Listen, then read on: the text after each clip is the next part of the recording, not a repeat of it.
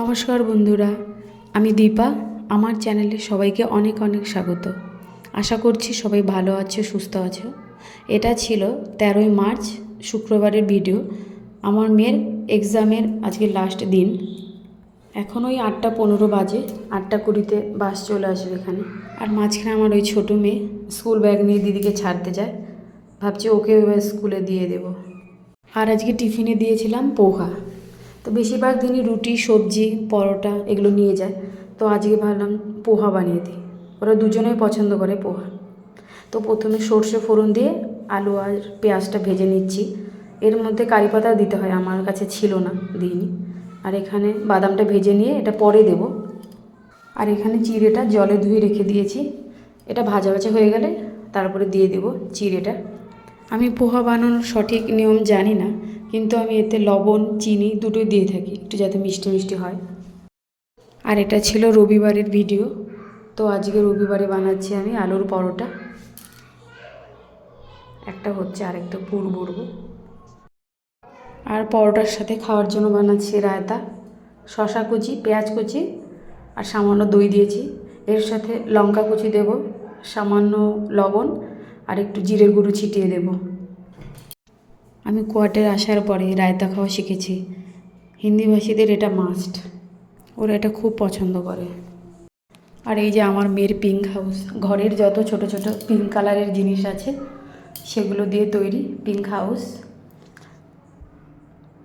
আর এখানে আটা দিয়ে তৈরি করেছে খাবার। আর এটা গ্যাস ওভেন। আর পাশে আরেকজনের গ্রিন হাউস, ঘরের ওই ছোট ছোট গ্রিন কালারের যত জিনিস আছে সব দিয়ে তৈরি।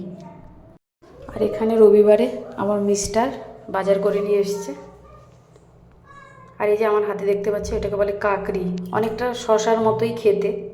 এটা লখনৌতেও আমি দেখতাম। এই সবজি না ফল, কি বলবো এটাকে।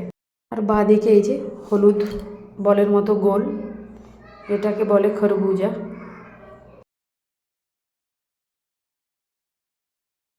আর এই যে আজকে নিয়ে এসছে মাছ, অনেক দিন পরে, 15-20 দিন পরে আজকে মাছ খাচ্ছি আমরা রবিবারে।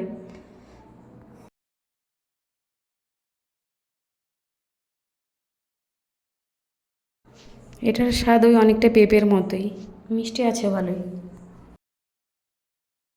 আর এরা দুজন মিলে এখন বাবার সাথে খেলছে, ওই কিছুটা অত্যাচার আর কি।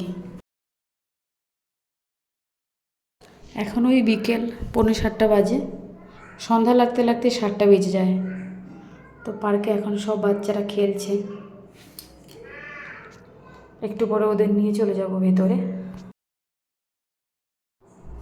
ভেতরে এসে আবার ওদের খেলা শুরু। এই ব্লকগুলো গিফটে পাওয়া, সেগুলো নিয়ে এখন ওরা রেলগাড়ি বানাচ্ছে। এরা খেলুক, ততক্ষণ আমি এদিকে রাতে রান্নার আয়োজন করি। এখন রাতের খাওয়া দাওয়া শেষ, এখন 9টা বাজে। খাওয়া দাওয়ার পরে আমরা একটু ওয়াকিং করতে এসেছি বাইরে। আর এরা 3জন এখন রেস লাগিয়েছে।